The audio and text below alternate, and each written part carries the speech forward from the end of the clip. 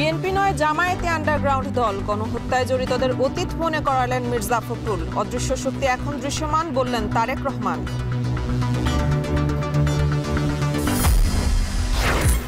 আত্মপ্রকাশের 7 মাস পর বিলুপ্তির পথে এনসিপি। 1.5 মাসের মধ্যে গণ অধিকারের সঙ্গে মিলে নতুন নামে আসছে নতুন দল। আমরা চাই বাংলাদেশের স্বার্থে এখানে কাঙ্ক্ষিত আমরা একটা সলিউশনে আসব এবং ঐক্যবদ্ধভাবে জনগণের সামনে দাঁড়াবো। নেতৃবৃন্দের মধ্যে এক ধরনের আলোচনা হয়েছে এবং সেই আলোচনা অত্যন্ত পজিটিভ জায়গায় রয়েছে। আমরা আশাবাদী যে আমরা তরুণরা একসাথে কাজ করতে পারবো।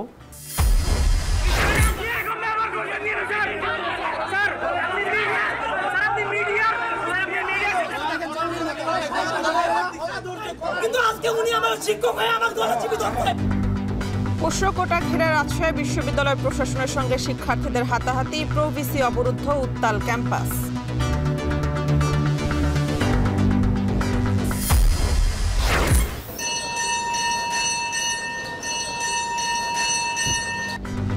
মণ্ডপে মণ্ডপে বাজছে দেবী দুর্গার আগমনের সুর। প্রতিমা সজ্জায় ব্যস্ত শিল্পীরা। কাল মহালয়ায় দেবী পক্ষের সূচনা।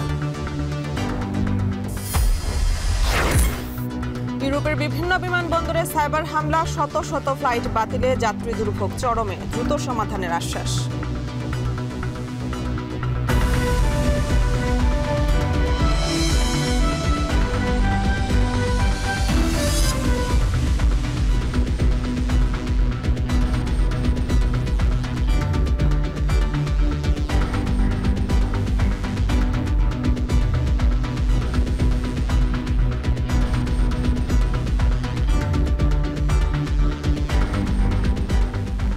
স্বাগত। এখন সন্ধ্যায় পুরো আয়োজন জুড়ে সঙ্গে আছে আমরা দুজন, আমি মেহেরিন অ্যানি এবং আমি উজ্জ্বল হাফিজ।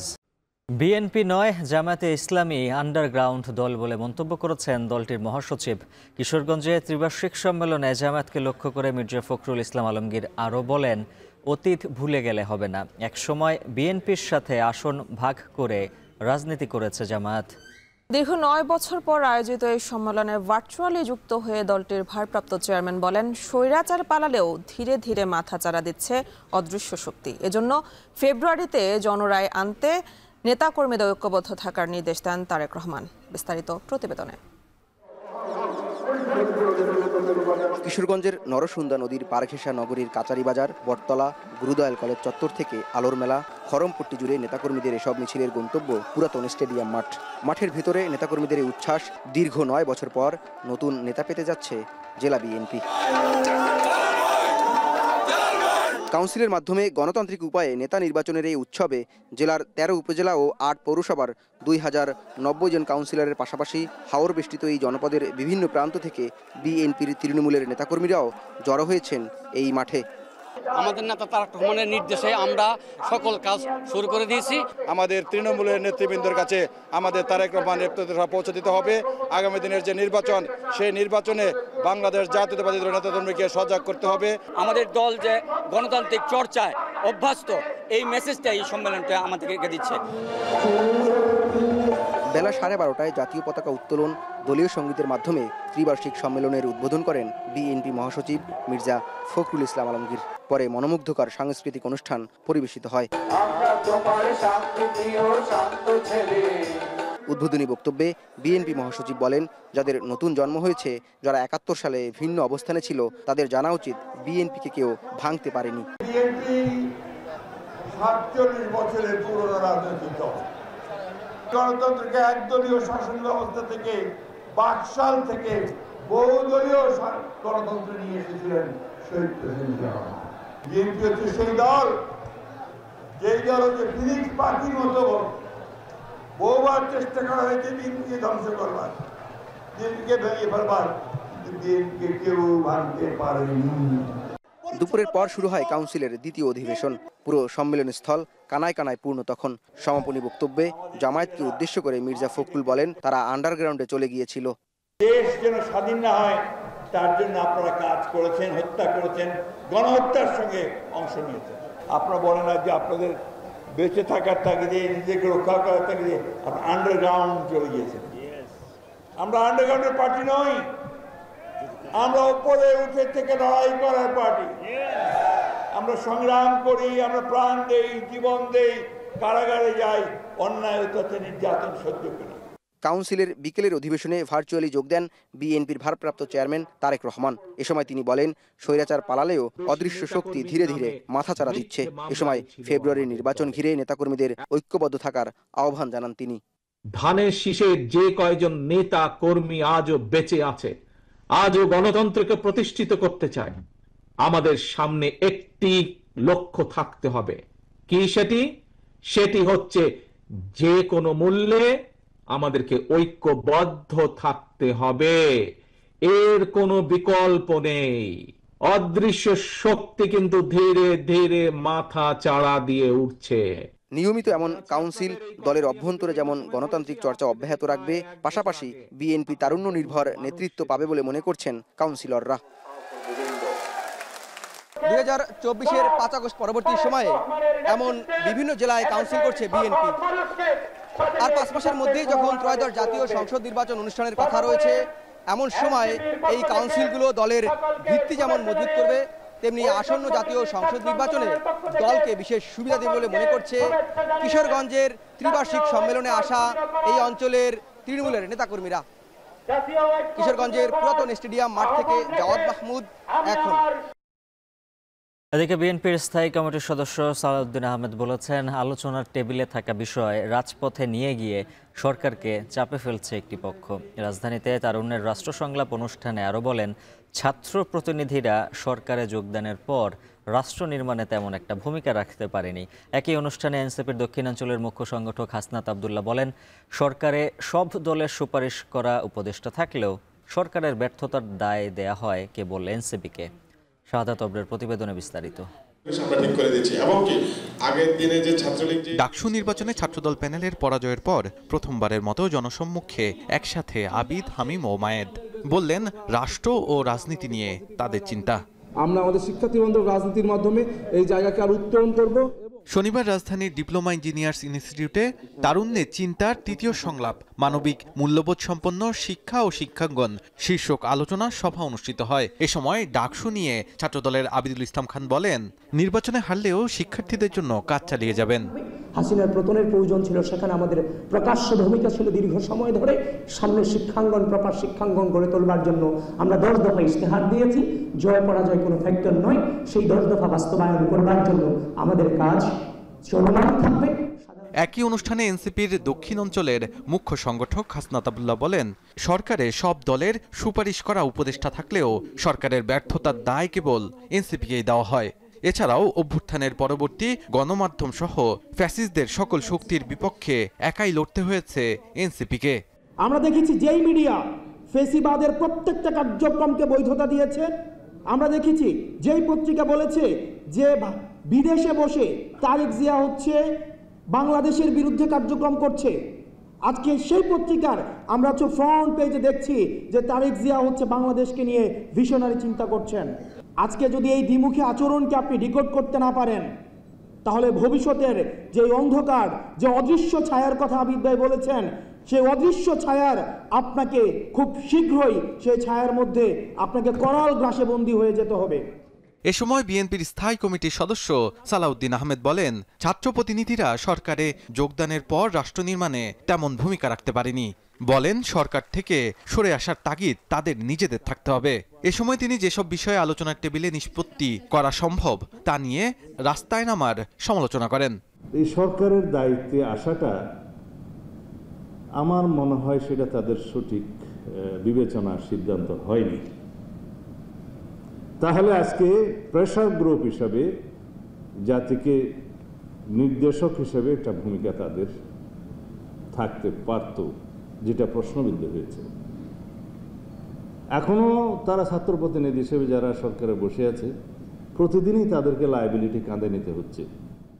এর আগে সকালে প্রেস ক্লাবে ফ্যাসিস্ট হাসিনার শাসনামলে ব্যাংক, বিমা ও আর্থিক খাত থেকে লুটপাট, অর্থ পাচার ও দুর্নীতির ভয়াবহ চিত্র শীর্ষক আলোচনায় ডক্টর আব্দুল মঈন খান বলেন, দেশের 5 বারের বাজেটের টাকা শেখ হাসিনার ফ্যাসিস্ট সরকার লোপাট করেছে। বলেন, শুধু একটি গোষ্ঠীর উন্নয়নে কাজ করলে দেশের 18 কোটি মানুষ পিছিয়ে পড়বে। যেই টাকা বিগত 15 বছরে আওয়ামী স্বৈর শাসকরা এদেশ থেকে পাচার করে লুটপাট করে দিয়েছিল, সেই টাকা দিয়ে এরকম 100টি পদ্মা ব্রিজ তৈরি করা যেত। সমাজ থেকে দুর্নীতি দূর করতে না পারলে দেশের কোনো সংস্কারই কাজে আসবে না বলেও অভিযোগ করেন বিএনপির এই নেতা। দরিদ্র মানুষকে বঞ্চিত করার এবং লুটপাট করার। শাহাদাত অফ্র, এখন, ঢাকা। ৩০০ আসনের দল হিসেবে জামায়াত প্রার্থী চূড়ান্ত করেছে বলে জানিয়েছেন ঢাকা মহানগরীর দক্ষিণ জামায়াতে ইসলামীর আমির নুরুল ইসলাম বুলবুল। বিকেলে রাজধানীর মতিঝিলে টিএনটি কলোনি এলাকায় জনসংযোগ উপলক্ষে এক পথসভায় তিনি কথা বলেন। ফেব্রুয়ারি নির্বাচনে জামায়াত অংশ নেবে, তবে সেই নির্বাচন পিআর পদ্ধতিতে হতে হবে বলে মন্তব্য করেন তিনি। বাংলাদেশ জামায়াত ইসলামীর ইতিমধ্যেই ৩০০টি আসনে প্রার্থী নির্ধারণ করেছেন। বাংলাদেশ জামায়াত ইসলামী গোটা বাংলাদেশে আগামী মধ্য ফেব্রুয়ারির নির্বাচনকে সাদরে গ্রহণ করে নির্বাচনের সামগ্রিক প্রস্তুতি আসনে আসনে আমাদের চলছে। জনগণের অভিপ্রায়ের যে সরকার গঠিত হয়েছে, সেই জনগণের অভিপ্রায়ই হচ্ছে জুলাই সনদে আপনি আইনগত সাংবিধানিক ভিত্তি দিবেন। নির্বাচনের পরে যারা নির্বাচিত হবে তাদের হাতে ছেড়ে দেওয়ার কোনো সুযোগ নেই। আত্মপ্রকাশের 7 মাস পর বিলুপ্তির পথে এনসিপি। 1.5 মাসের মধ্যে গণ অধিকারের সঙ্গে মিলে নতুন নামে আসছে নতুন দল। এনসিপির উত্তরাঞ্চলের মুখ্য সংগঠক সার্জিস আলম ও গণ অধিকার পরিষদের সাধারণ সম্পাদক রাশেদ খান জানিয়েছেন, দীর্ঘদিনের আদর্শিক সামঞ্জস্যতা থেকে একীভূত হবার পরিকল্পনা। বিস্তারিত জানাচ্ছেন হোসেন জাহিদ।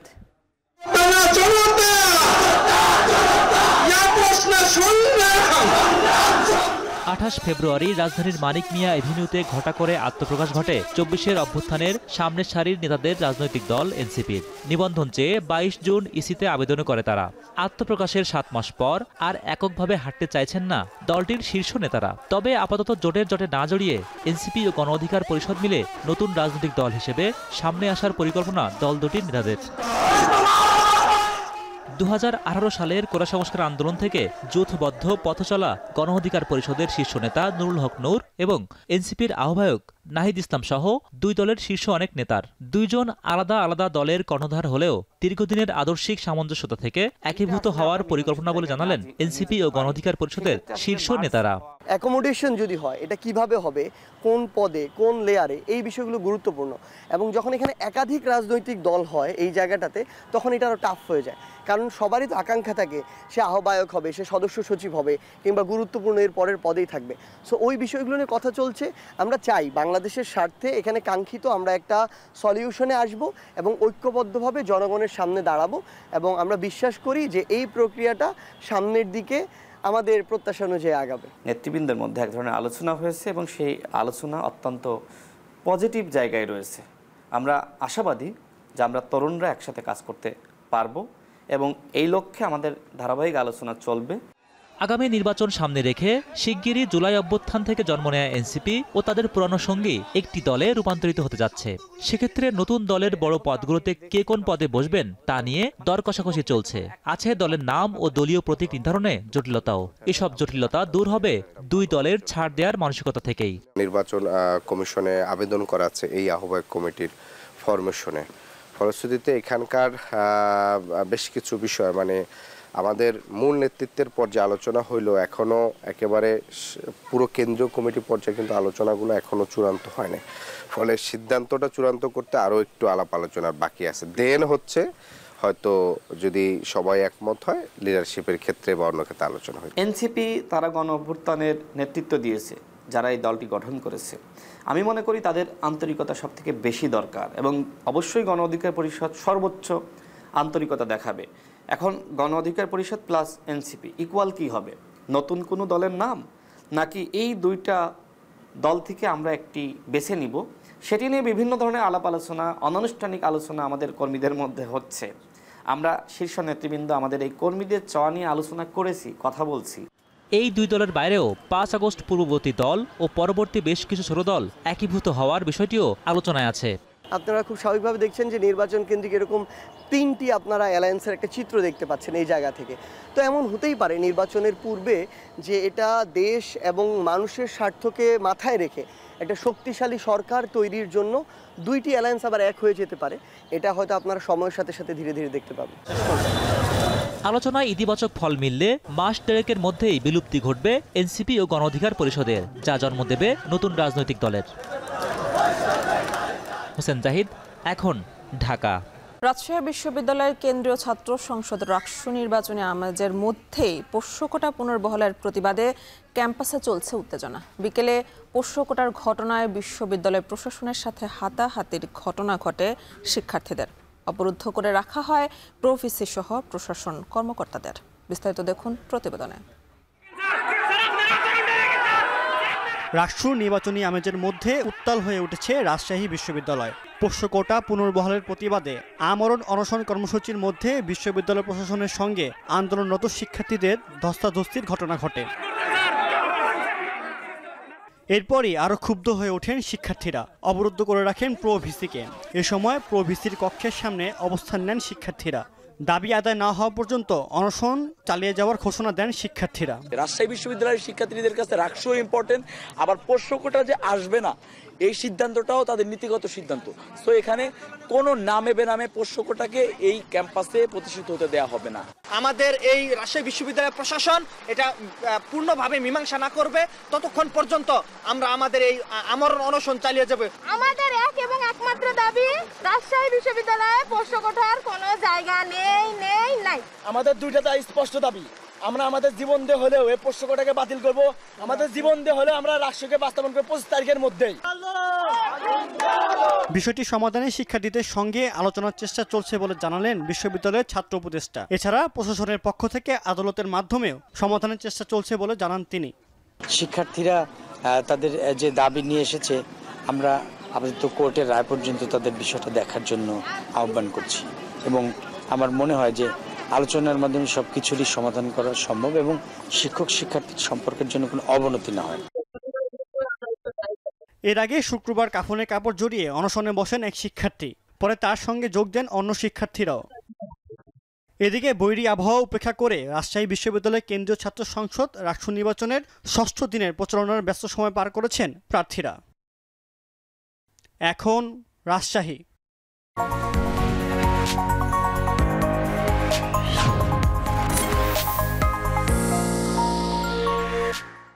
গণতন্ত্র পুনরুদ্ধারের পথে সংকটময় সময় পার করছে বাংলাদেশ। এই প্রেক্ষাপটে জাতিসংঘের 80তম সাধারণ অধিবেশনে অংশ নিচ্ছেন অন্তর্বর্তী সরকারের প্রধান উপদেষ্টা ডক্টর মোহাম্মদ ইউনূস। আগামী 22 সেপ্টেম্বর নিউ ইয়র্কের উদ্দেশ্যে যাত্রা করবেন তিনি। সাধারণ বিতর্কে বক্তব্য রাখার পাশাপাশি বৈশ্বিক নেতৃবৃন্দের সঙ্গে দেখা সাক্ষাতে তুলে ধরবেন তার সরকারের অগ্রগতি এবং নির্বাচনের প্রস্তুতির চিত্র। যুক্তরাষ্ট্র থেকে আরও জানাচ্ছেন আব্দুল আহাদ। জাতিসংঘ সদর দপ্তর নিউ ইয়র্ক। বিশ্ব নেতাদের মিলন মেলায় এবারও অংশ নিচ্ছেন ডক্টর মোহাম্মদ ইউনূস। বাংলাদেশের অন্তর্বর্তী সরকারের প্রধান উপদেষ্টা হিসেবে এটি তার দ্বিতীয়বারের অংশগ্রহণ। তবে এবারের সফর কেবল বক্তৃতার মধ্যে সীমাবদ্ধ থাকছে না, রয়েছে কৌশলগত কূটনৈতিক পরিকল্পনাও। সামাজিক সুফল, অর্থনৈতিক মুনাফা এবং বিশ্ব নেতাদের সঙ্গে দেখা সাক্ষাতে তুলে ধরবেন অন্তর্বর্তী সরকারের গঠনের প্রেক্ষাপট এবং একটি গ্রহণযোগ্য নির্বাচন আয়োজনের পথে সরকার কী ধরনের প্রস্তুতি নিচ্ছে। মূল উদ্দেশ্য থাকে জেনারেল অ্যাসেম্বলিতে বক্তব্য, সেখানে বাংলাদেশ সহ সারা পৃথিবীর প্রতি বাংলাদেশ ডক্টর মোহাম্মদ ইউনূস একটা ভাষণ দেবেন, কথা বলবেন, তার মধ্যে গ্লোবাল বহু কিছু থাকবে। এবার বিশেষ দৃষ্টি থাকবে যুক্তরাষ্ট্রের দিকে। দ্বিতীয় মেয়াদে ক্ষমতায় ফিরে আসা প্রেসিডেন্ট ডোনাল্ড ট্রাম্পের প্রশাসনের সঙ্গে রয়েছে ডক্টর ইউনূসের পুরনো যোগাযোগ। এবার সেই সম্পর্ক কাজে লাগতে পারে বাংলাদেশের কৌশলগত সমর্থন ও রাজনৈতিক সমর্থন আদায়ে। আমরা মানুষের মৌলিক অধিকারকে সমুন্নত ও সুরক্ষিত রাখতে দৃঢ় প্রতিজ্ঞ। যুক্তরাষ্ট্র ছাড়াও ইউরোপ সহ বিশ্বের বন্ধুপ্রতিম দেশগুলোর প্রতিনিধিদের সঙ্গেও দেখা হবে বাংলাদেশের প্রতিনিধিদের। আলোচনায় থাকবে মানবাধিকার, রাজনৈতিক অংশগ্রহণ এবং আগামী জাতীয় নির্বাচনের রোডম্যাপ। দীর্ঘ সময় বাংলাদেশে নির্বাচন হয় নাই, সেই রকম একটা গণতন্ত্রের পথে উত্তরণের জায়গাটাতে বর্তমান সরকারের ভূমিকা কি, তারা কি করেছে, কিভাবে করেছে, অর্থনীতির ক্ষেত্রে যে উন্নয়ন, বাংলাদেশে যে দুর্নীতি, অনিয়ম, সন্ত্রাস, লুটপাট এইগুলো যে সরকার বন্ধ করেছে, সেই সমস্ত বহুবিধ বিষয় থাকবে। বাংলাদেশ এখন কেবল নির্বাচন নয়, খুঁজছে দীর্ঘমেয়াদী রাজনৈতিক স্থিতিশীলতা, আন্তর্জাতিক গ্রহণযোগ্যতা এবং ভবিষ্যতের নেতৃত্বের প্রতি জন আস্থার ভিত্তি। জাতিসংঘে ডক্টর ইউনূসের এই উপস্থিতি সেই বহুমাত্রিক প্রশ্নগুলোর উত্তর খোঁজার একটি আন্তর্জাতিক প্ল্যাটফর্ম হয়ে উঠছে, যা প্রতিধ্বনিত হচ্ছে দেশের ভিতরেও। নির্বাচনের জন্য উপযোগী পরিবেশ সৃষ্টি করতে আমরা কাজ করে যাচ্ছি। গণতন্ত্রে ফেরার প্রতিশ্রুতি কেবল দেশের জন্য নয়, দুনিয়ার কাছেও গুরুত্বপূর্ণ। জাতিসংঘে সেই বার্তা দিতেই আসছেন ডক্টর ইউনূস। এই সফর আন্তর্জাতিক আস্থা এবং অন্তর্ভুক্তির প্রশ্নে এক নির্ণায়ক সময়। আব্দুল আহাদ, এখন যুক্তরাষ্ট্র। এখন সন্ধ্যায় নিচ্ছে একটা বিরতি, ফিরছে একটু পরে।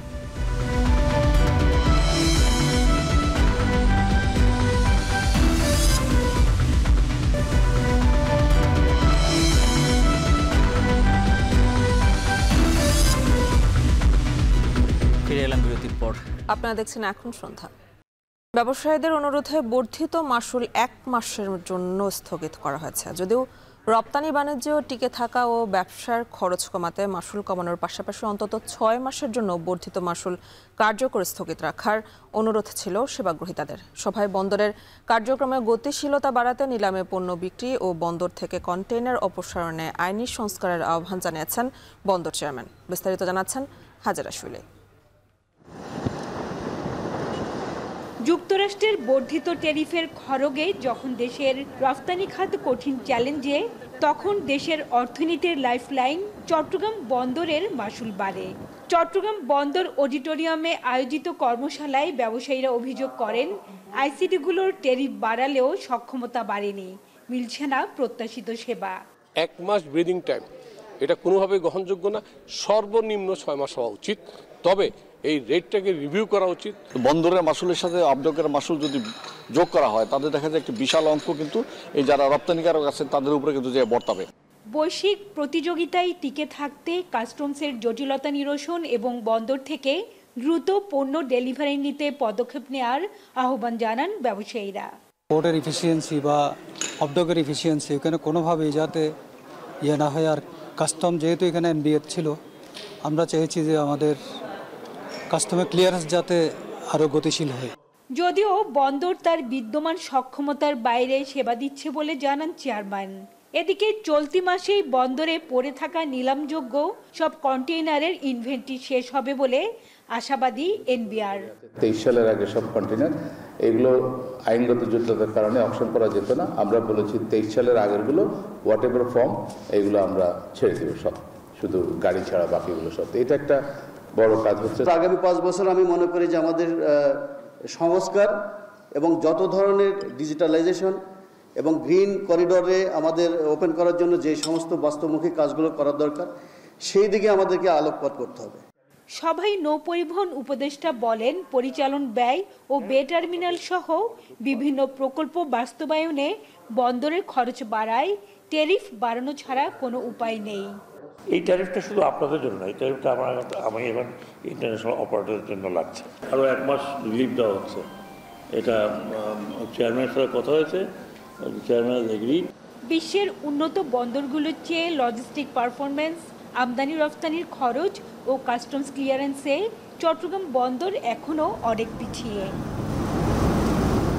হাজেরা শিউলি, এখন চট্টগ্রাম। দেবী দুর্গার আগমনী সুর ছড়িয়ে পড়েছে মণ্ডপে মণ্ডপে। এখন প্রতিমা সজ্জায় ব্যস্ত সময় পার করছেন শিল্পীরা। কাল মহালয়ার মধ্য দিয়ে শুরু হবে দেবী পক্ষের সূচনা।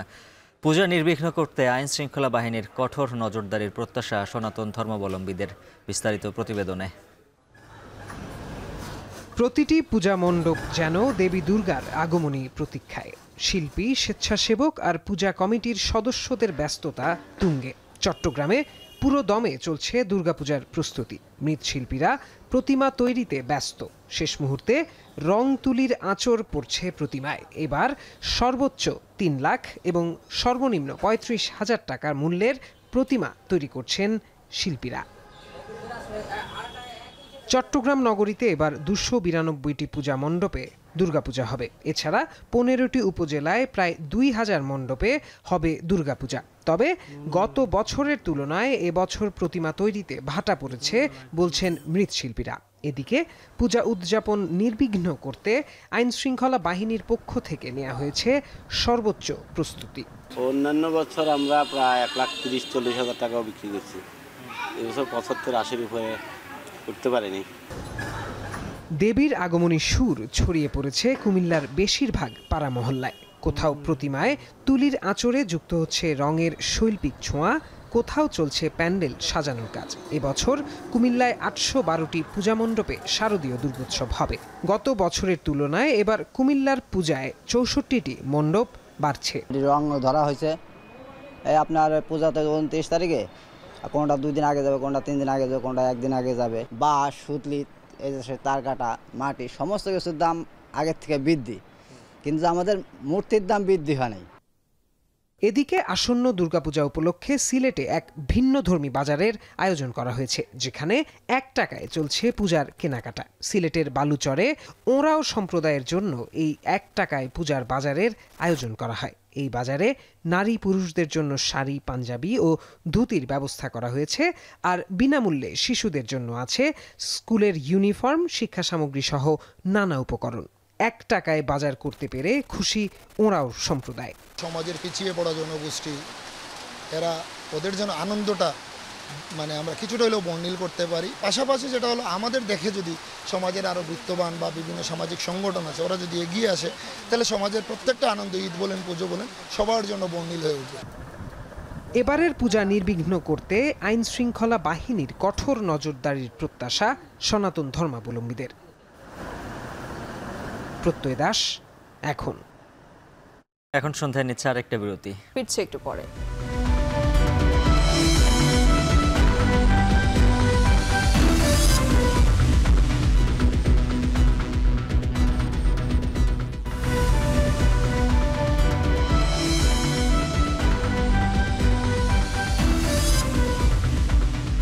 ফিরে এলাম বিরতির পর।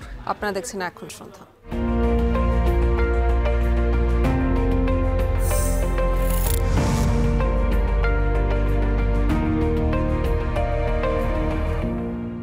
ফ্রান্সের প্যারিসে ইউরোপিয়ান একাডেমি অফ ডার্মাটোলজি ও ভেনেরোলজির 25তম কংগ্রেসে এখন টিভির সঙ্গে কথা বলেছেন চর্মরোগ বিশেষজ্ঞ ডাক্তার মাহমুদ চৌধুরী। সেখান থেকে সবশেষ জানিয়েছেন মুজাহিদ শুভ। ইউরোপিয়ান একাডেমির 25তম কংগ্রেস, এখানে সারা পৃথিবীর 200টি দেশের 6,000 অংশগ্রহণকারীর সাথে রয়েছেন বাংলাদেশের চর্মরোগ বিশেষজ্ঞরা। আমাদের সঙ্গে এখন যুক্ত হবেন ল্যাবএইডের কনসালটেন্ট চর্মরোগ বিভাগের ডাক্তার মাহমুদ চৌধুরী। আপনাকে স্বাগত জানাচ্ছি। আপনার কাছে জানতে চাই যে, ধন্যবাদ আপনাকে। বহু বছর ধরে আপনারা আসছেন, আপনারা কি নিয়ে যান আসলে এখান থেকে? রোগীদের জন্য কি নিয়ে যান, বা চিকিৎসক বা শিক্ষার্থীদের জন্য আসলে কি নিয়ে যান? ভালো প্রশ্ন। হোমবাউন্ড মেসেজ বুঝে, যেমন আজকেই আমি একটা সেশনে অ্যাপিয়ার করলাম, ওখানে আমাদের যে শিক্ষা ছিল এতদিন, যে আমরা নামটাই বলি, সোরায়াসিস একটা খুবই একটা পেইনফুল, অস্বস্তিকর, যেটা নিয়ন্ত্রিত হয় না। এক্স্যাক্টলি, আপনি ঠিক আমার পয়েন্টেই বলেছেন। সেটাই আজকে জানলাম যে আমরা যত আগে হিট করব, যত ভালোভাবে হিট করব, যে মডার্ন মেডিসিনসগুলো এখনও আমাদের দেশে আসে নাই, এই মেডিসিনসগুলো নিশ্চয়ই একসময় আসবে। তো মেসেজটা হচ্ছে আমার জুনিয়রদের জন্য এটাই থাকবে, যত আগে হিট করব, যত আর্লি হিট করব, এবং যত ভালো লেটেস্ট মেডিসিন দিয়ে হিট করব, ওইটাও ভালোভাবে সারিয়ে তোলা সম্ভব। ইলন মাস্ক 35-এ মঙ্গল গ্রহে যাবে, তার আগেই যেন আমরা সোরিয়াসিসকে একটা নিরাময়যোগ্য অসুখ হিসেবে ডিক্লেয়ার করতে পারি বা ঘোষণা করতে পারি, সেই মেসেজটাই আজকে আমি নিয়ে গেলাম। কিন্তু এই যে সোরিয়াসিস নিয়ে সারা পৃথিবী কিন্তু যুদ্ধ করছে, আমার ঘরেও এরকম রোগী আছে, তো সেক্ষেত্রে তাদের দিক থেকে আরামদায়ক কোন তথ্যগুলো আসলে এবারের কনফারেন্স থেকে আপনারা পেলেন? ইনফ্যাক্ট আমি যে সেশনটাতে অ্যাপিয়ার করেছি, এটাতে এই জিনিসটাই বললো যে সবসময় আমরা আগে বলতাম যে অল্প অসুখ আছে, আমরা লাগাবার ওষুধ দিয়েই কাজ করি, কিন্তু এখানে আমি যেই মেসেজটা পেলাম যে প্রথমেই আমাকে ডাইরেক্টলি হিট করতে হবে এবং টপ থেকেই হিট করতে হবে, সো দ্যাট আমরা এটাকে কিওরের দিকে নিয়ে যেতে পারি। এবং রুগীর অনেকগুলো সোরিয়াসিস হওয়ার জন্য অনেকগুলো ফ্যাক্টর থাকে, সেই ফ্যাক্টরগুলো আমরা বিবেচনা করে নিয়ে পেশেন্টকে এমন একটা ধারণা দেওয়া, এবং ওষুধ হিসাবে আমরা প্রথম থেকেই যদি তার গোড়ায় হিট করতে পারি, তাহলেই পেশেন্টকে একটা সময় আমরা গিয়ে বলতে পারবো হ্যাঁ psoriasis is a curable disease. এই যে নতুন যে তথ্য বা নতুনভাবে যা কিছু এসেছে, এটা কি আসলে রোগীর খরচকে আবার বাড়িয়ে তুলছে নাকি? অফ কোর্স কিছুটা বাড়াবে, খরচ বাড়াবে এবং কিন্তু হিলিংও করবে। এটা হিলিং করবে এবং আস্তে আস্তে আস্তে আস্তে আস্তে যেহেতু এটা হচ্ছে এক সময় হয়তো বলা যাবে যে আমরা এটাকে কন্ট্রোল করে ফেলতে পারছি, কন্ট্রোল করতে পারছি এবং তখন একটা এফোর্ডেবল অবস্থায় হয়তো আসবে। আপনাকে ধন্যবাদ আমাদের সঙ্গে যুক্ত হওয়ার জন্য। সোরিয়াসিস শুধু নয়, আসলে চর্মরোগের বলা হয় 4000-এর মতো আসলে রোগ আছে, প্রত্যেকটিরই আলাদাভাবে আলোচনা হচ্ছে। মানুষের ভালো থাকা, সুস্থ থাকা, এই সব কিছুকে নিয়ে যেন মানুষ সুস্থ থাকতে পারে সেটি জানতেই চিকিৎসক এখানে এসেছেন। এই ছিল এখানকার সর্বশেষ খবর। নজিরবিহীন সাইবার হামলা হয়েছে লন্ডনের হিথ্রো, বেলজিয়ামের ব্রাসেলস ও জার্মানির বার্লিন এয়ারপোর্ট সহ ইউরোপের বেশ কয়েকটি প্রধান বিমানবন্দরে। এতে বাতিল ও বিলম্বিত হয়েছে শত শত ফ্লাইট। চরম ভোগান্তিতে পড়েছেন হাজার হাজার যাত্রী। মূলত বিশ্বের অন্যতম বড় অ্যাভিয়েশন ও ডিফেন্স টেকনোলজি কোম্পানি কলিন্স অ্যারোস্পেসে সাইবার হামলার কারণেই এই ঘটনা ঘটে। দেখুন জাহানারা ভুঁইয়ার প্রতিবেদন। লন্ডনের হিথ্রো, বেলজিয়ামের ব্রাসেলস ও জার্মানির বার্লিন সহ ইউরোপের ব্যস্ত সব বিমানবন্দরগুলোতে উপচে পড়া ভিড়। দীর্ঘ সারিতে দাঁড়িয়ে বিমানের অপেক্ষায় হাজারো যাত্রী। কোনো ঘোষণা ছাড়াই বিলম্বিত হচ্ছে বিমানের শত শত ফ্লাইট, এমনকি বাতিলও হয়েছে অনেক ফ্লাইট। যদিও স্বাভাবিক রয়েছে ব্রিটিশ এয়ারওয়েজের বিমান চলাচল। মূলত এভিয়েশনের প্রাণকেন্দ্র বলে খ্যাত বিশ্বের অন্যতম বড় এভিয়েশন ও ডিফেন্স টেকনোলজি কোম্পানি কলিন্স অ্যারোস্পেসে সাইবার হামলা হয়। মার্কিন ভিত্তিক এই কোম্পানিটি বিশ্বজুড়ে বিভিন্ন এয়ারলাইন্সকে একাধিক সেবা দিয়ে থাকে, যার মধ্যে চেক ইন ও ব্যাগেজ সেবা অন্যতম।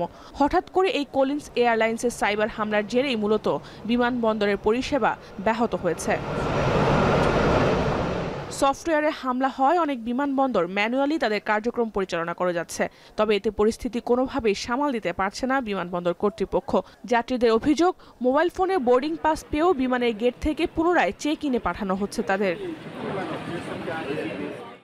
কবে নাগাদ এই সংকটের সমাধান হবে তাও জানা নেই যাত্রীদের। তাই সময় মতো নির্ধারিত গন্তব্যে যেতে না পেরে কপালে চিন্তার ভাঁজ তাদের। বিশেষ করে অসুস্থ রোগীরা বেশি ভোগান্তিতে। যদিও কলিন্স অ্যারোস্পেসের পক্ষ থেকে দ্রুত সংকট সমাধানের আশ্বাস দেওয়া হয়েছে। Well, I woke up quite early, so the 6 o'clock news on the radio, I heard the announcement that there was some trouble because of a cyber attack.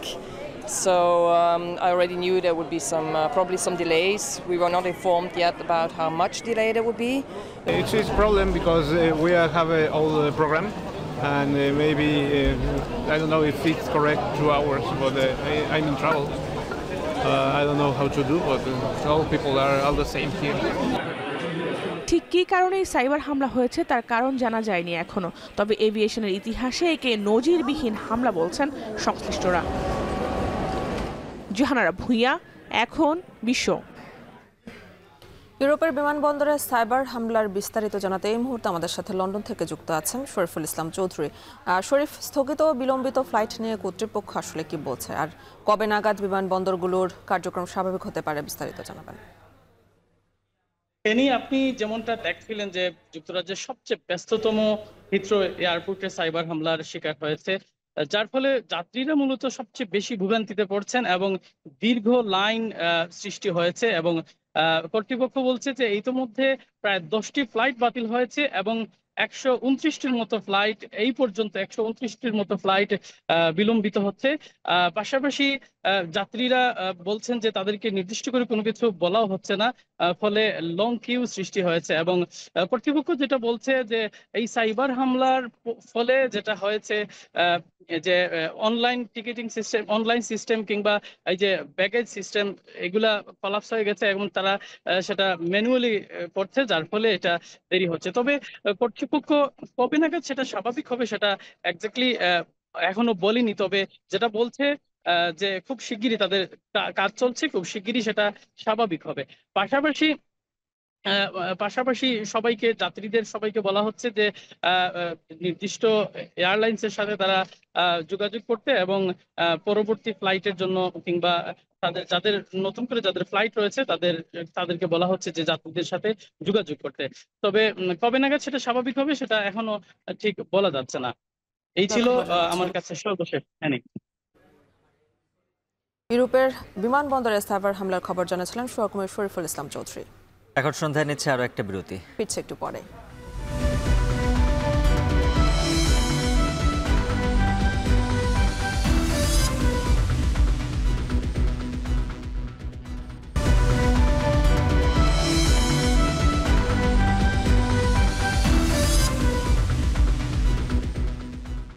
বিরতির পর ফিরে এলাম আর একবার। দেখছেন এখন সন্ধ্যা।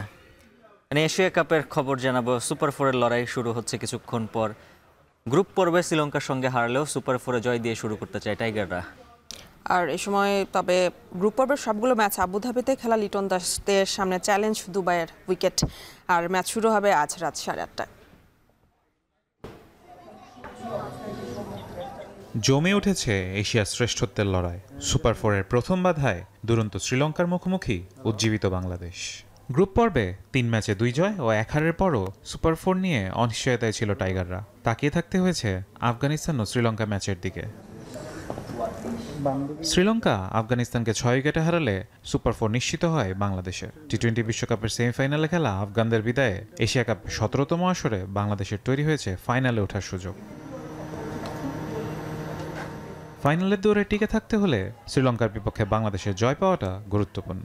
এবারের আসরে গ্রুপ পর্বের পয়েন্ট বিবেচ্য হবে সুপার 4-এ, তাই তো এই পর্বে 2 পয়েন্ট কম নিয়ে খেলতে নামবে লিটন বাহিনী। গত 2 মাসে 4 বার শ্রীলঙ্কার মুখোমুখি হয়েছে টিম বাংলাদেশ। 2 মাস আগে শ্রীলঙ্কার মাটিতে 3 ম্যাচের সিরিজে 2-1 ব্যবধান জিতেছে টাইগাররা। তবে গ্রুপ পর্বে এই শ্রীলঙ্কার কাছে 6 উইকেটে হেরেছে লিটন বাহিনী। টি-20 ক্রিকেটে এখন পর্যন্ত 21 ম্যাচে বাংলাদেশ জিতেছে 8টি, শ্রীলঙ্কা জিতেছে 13টিতে। এশিয়া কাপে 18 বার মুখোমুখি হয়েছে বাংলাদেশ ও শ্রীলঙ্কা। এর মধ্যে লঙ্কানদের জয় 15টিতে, হার 3টিতে। তবে টি-20 সংস্করণে বাংলাদেশের বিপক্ষে 3 বারের মোকাবেলায় 2 বার জয় লঙ্কানদের ও 1 বার বাংলাদেশের। সংক্ষিপ্ত ভার্সনে প্রথমবার অনুষ্ঠিত 2016 এশিয়া কাপে শ্রীলঙ্কার বিপক্ষে 23 রানে জিতেছিল টাইগাররা। 2022 এশিয়া কাপে টি-20তে বাংলাদেশকে 2 উইকেটে হারিয়ে প্রতিশোধ নেয় লঙ্কানরা। সেবার আসলে শেষ পর্যন্ত চ্যাম্পিয়ন হয়েছিল তারা। সুপার 4-এ 2 বার উইকেটে খেলতে হবে বাংলাদেশকে। গ্রুপ পর্বে সব ম্যাচই আবুধাবির দীর্ঘতির উইকেটে খেলেছে লিটন জাকেররা। তবে দুবাইয়ের স্পোর্টিং উইকেটে কিভাবে নিজেদের মানিয়ে নেয় টাইগাররা, সেটার জন্য অপেক্ষা। ফারহান ইহসান এখন। অবশেষে বিসিবির নির্বাচক প্যানেলে পূর্ণতা এলো। জাতীয় দলের নির্বাচক হিসেবে গাজী আশরাফ হোসেন লিপু আর আব্দুর রাজ্জাকের সঙ্গী হচ্ছেন সাবেক ক্রিকেটার হাসিবুল হোসেন শান্ত। এছাড়া নারী দলের সহকারী ম্যানেজার নির্বাচিত হয়েছেন জাতীয় দলের সাবেক অধিনায়ক সালমা খাতুন। এদিকে আসন্ন বিসিবি নির্বাচনের চূড়ান্ত ভোটার তালিকা প্রকাশ করা হবে আগামী সোমবার। শনিবার বোর্ড সভা শেষে এসব জানিয়েছেন বিসিবি পরিচালক ইফতেখার রহমান মিঠু। বাংলাদেশের ফরমার ন্যাশনাল টিমের হাসিবুল হোসেন শান্ত এটা তাকে সিলেক্ট করা হয়েছে। So he will assist Razzak and Gazi Ashraf Lipu ভাই অ্যাজ আ থার্ড সিলেক্টর। আমাদের মহিলা ন্যাশনাল টিমের জন্যে আমরা সালমা খাতুনকে শিপনের সাথে অ্যাডিশনাল সিলেক্টর অ্যাপয়েন্ট করা হয়েছে। আপনারা সবাই জানেন যে Salma 2014-15 best bowler of ICC and allrounder ছিল এবং বাংলাদেশ টিমের ক্যাপ্টেন 2018 থেকে 2015 ছিল। অ্যান্ড এটা আমার মনে হয় এটা রেভলিউশনারি একটা ডিসিশন আমার প্রেসিডেন্ট সাহেব নিয়েছেন। শেষ করবো এখন সন্ধ্যা। তবে তার আগে শিরোনামগুলো আরও একবার।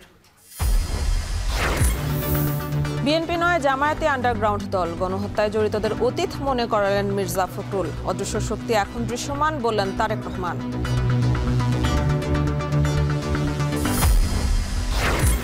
আত্মপ্রকাশের 7 মাস পর গণ অধিকারের সঙ্গে মিলে নতুন নামে আসছে এনসিপি।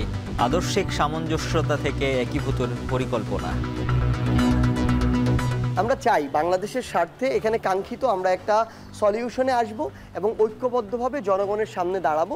নেতৃবৃন্দের মধ্যে এক ধরনের আলোচনা হয়েছে এবং সেই আলোচনা অত্যন্ত পজিটিভ জায়গায় রয়েছে। আমরা আশাবাদী যে আমরা তরুণরা একসাথে কাজ করতে পারবো।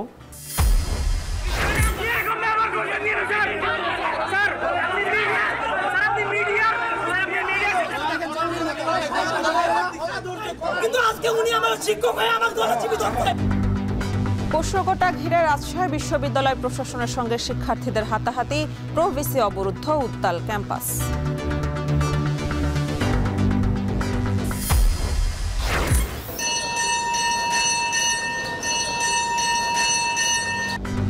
মণ্ডপে মণ্ডপে বাজছে দেবী দুর্গার আগমনী সুর। প্রতিমা সজ্জায় ব্যস্ত শিল্পীরা। কাল মহালয়ায় দেবী পক্ষের সূচনা। এবং ইউরোপের বিভিন্ন বিমানবন্দরে সাইবার হামলা, শত শত ফ্লাইট বাতিলে যাত্রী দুর্ভোগ চরমে, দ্রুত সমাধানের আশ্বাস।